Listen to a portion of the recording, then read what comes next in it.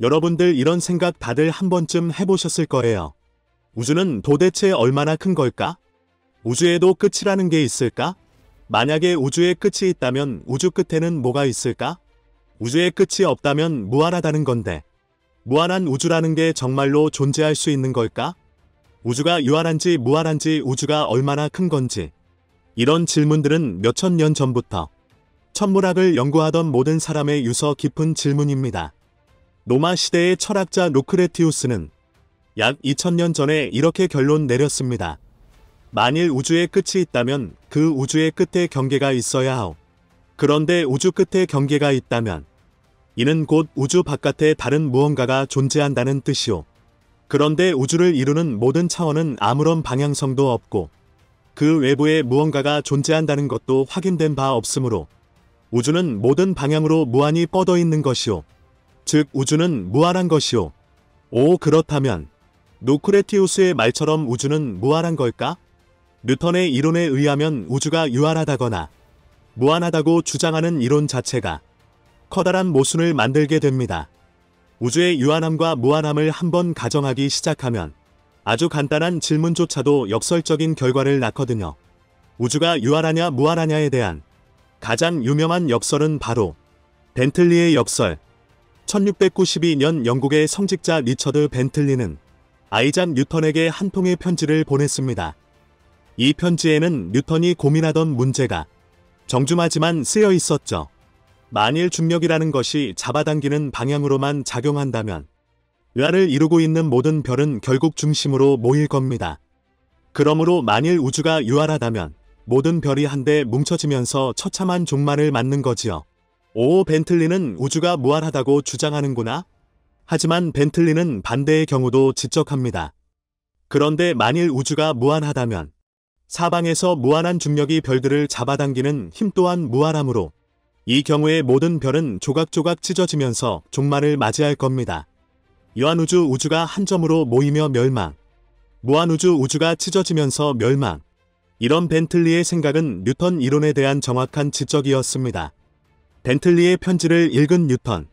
그는 이 편지를 읽고서 어떤 생각을 했을까요? 아주 눈앞이 깜깜해졌을 겁니다. 뉴턴 그 자신은 이런 우주론을 믿었습니다. 우주는 무한하다. 우주는 모든 곳에서 균일하다. 무한한 우주 그리고 만유인력의 법칙은 모두 옳소. 우주 공간에 떠있는 하나의 별이 무한히 많은 다른 별들의 중력에 의해 당겨지고 있다면 오른쪽으로 끌어당기는 힘과 왼쪽으로 끌어당기는 힘은 상쇄된다. 모든 별이 이런 식으로 균형을 이루고 있기 때문에 정적인 우주가 유지된다. 뉴턴은 이렇게 주장하면서 벤틀리의 역설을 피하면서 동시에 우주가 무한하면서 균일하다는 자신의 주장까지 관천했습니다. 어떻게 보면 뉴턴은 답을 찾은 것 같은데, 그런데 뉴턴의 이런 주장은 아주 무너지기가 수왔습니다. 뉴턴의 주장대로라면 우주가 정말로 누군가가 만들어 놓은 것처럼 완벽하게 그 에너지가 균일해야만 이 우주의 균형이 유지가 되거든요. 별들과 별들 은하와 은하 간의 힘까지 완벽한 균형을 이루어야 합니다. 이런 아슬아슬한 우주에서는 단 하나의 별이 조금만 요동쳐도 주변의 균형이 연쇄적으로 와해하기 때문에 결국 우주 전체가 하나의 중심을 향해 붕괴하는 사태가 벌어집니다.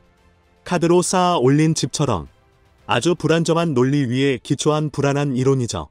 아이작 뉴턴 역시도 자신의 논리가 너무 빈약하다는 걸 스스로 알았는지 편지에다가 이렇게 덧붙였습니다. 태양과 항성들이 무너지지 않는 것은 전지전능한 신의 기적이 계속해서 일어나기 때문입니다. 아무튼 신께서 다 해결하는 거야. 이런 식으로 뉴턴은 다 몰라 신앙을 강조하면서 답변을 마무리 지었습니다. 우주에는 끝이 없다. 우주는 무한하다는 주장은 또 한 번 공격받습니다. 이번엔 독일의 천문학자 올베르스의 공격이었죠. 올베르스는 이렇게 주장했습니다.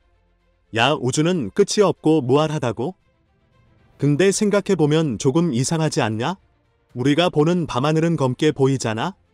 그런데 만약에 우주가 무한하게 크고 균일하다고 쳐보면 하늘 어딜 봐도 그 방향에는 무한에 가까운 별이 있다는 거잖아.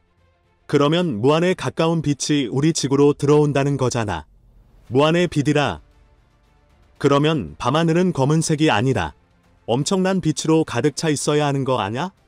이것이 바로 올베르스의 역설입니다. 올베르스가 제시한 이 간단하지만 날카로운 역설은 아주 오랜 시간 동안 천문학자들의 골머리를 앓게 했습니다. 17세기 최고의 천문학자 요하네스 케플러 역시도 이 역설에 답하지 못했습니다. 결국 케플러는 이렇게 결론 내렸죠. 우주는 유한하다. 우주가 유한한 크기의 껍질 안에 들어있기 때문에 유한한 양의 빛만이 지구에 도달하는 것이다. 이렇게 요하네스 케플러는 우주가 유한하다고 해놓고는 더 이상 밤하늘이 왜 까만지에 대한 고민을 그만두기로 했습니다. 그런데 이 역설을 처음으로 풀어낸 건 천문학자가 아닌 19세기 미국의 추리작가 에드거 앨런 포. 밤하늘이 검게 보이는 이유는 별빛이 아직 우리의 눈에 도달하지 않았기 때문이다. 그는 천문학자가 아니었지만 있는 발언을 했습니다. 1901년 스코틀랜드의 물리학자 켈빈 경도 같은 말을 했습니다. 밤하늘을 바라볼 때 당신은 지금 존재하는 별의 모습을 보는 것이 아니다. 별의 과거 모습을 보는 것이다. 별에서 방출된 빛은 엄청나게 빠른 속도로 전달되긴 하지만 어쨌거나 속도가 유한하기 때문에 특정 거리를 진행하려면 반드시 시간이 소요된다. 켈빈은 밤하늘이 밝게 빛나려면 우주가 얼마나 큰까지 그의 계산대로라면 이런 우주의 크기는 수백조 광년 이상입니다. 이런 계산에 켈빈 경은 이렇게 결론 짓습니다. 우리의 우주는 아직 그 정도로 나이를 먹지 않았기 때문에 밤하늘이 검게 보이는 것이다. 1920년대 아인슈타인을 비롯한 대부분의 천문학자는 우리 우주는 무한하고 정적이고 균일한 상태라고 믿었습니다. 올베르스의 역설은 이때도 물리학자들을 괴롭히죠. 아인슈타인 방정식 역시도 이 역설을 피하지 못했는데요. 결과는 뉴턴 때하고 똑같죠. 모든 별이 서로 간의 중력 때문에 중심부로 모이면서 우리의 우주는 끝난다. 아인슈타인은 이 역설을 피하기 위해서 자신의 방정식에다가 우주상수를 넣기로 합니다. 이 우주상수는 인력이 아닌 청력 즉 반중력입니다. 이 힘은 중력의 힘을 상쇄시키죠. 이 우주상수를 넣음으로써 우주가 한 점으로 모두 모이는 파국적인 종말을 피해 갈 수 있게 된 겁니다. 다시 말해서 아인슈타인은 정적인 우주를 인위적으로 만들어낸 거죠. 그런데 그 당시 물리학자들은 아인슈타인이 만들어낸 우주상수를 지지하지 않았습니다. 왜냐하면 우주는 정적이어야만 한다. 라면서 어거로 우주상수를 넣은 거라고 보니까 이 수식 자체가 복잡해지고 아름답지 않게 됐거든요.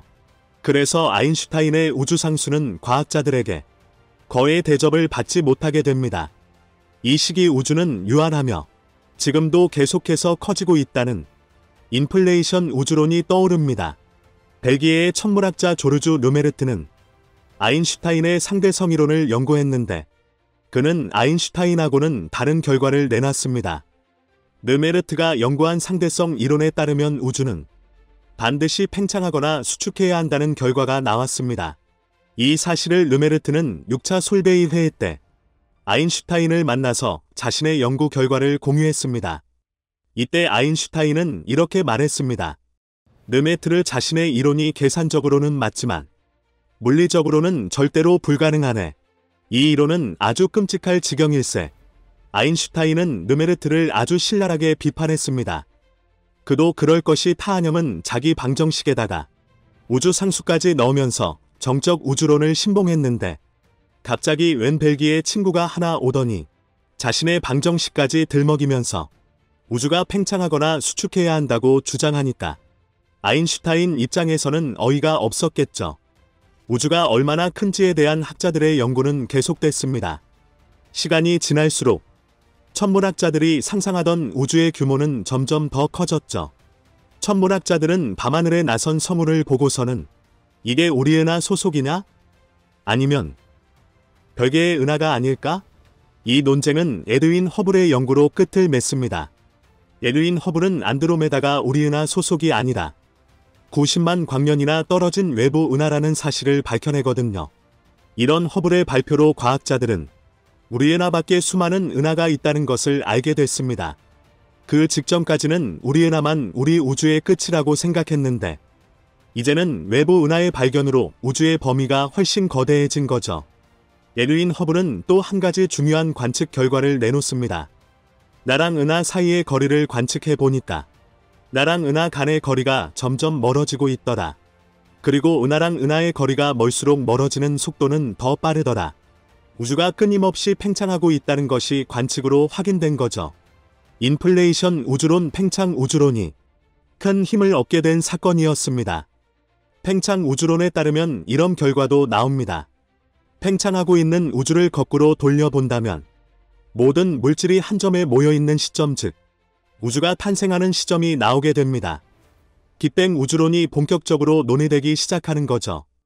이렇게 에드윈 허블은 우주에는 탄생이 있고 우주가 팽창하고 있다는 것을 증명하게 됩니다. 무한하고 정적인 줄 알았던 우주가 전혀 아니었던 거죠.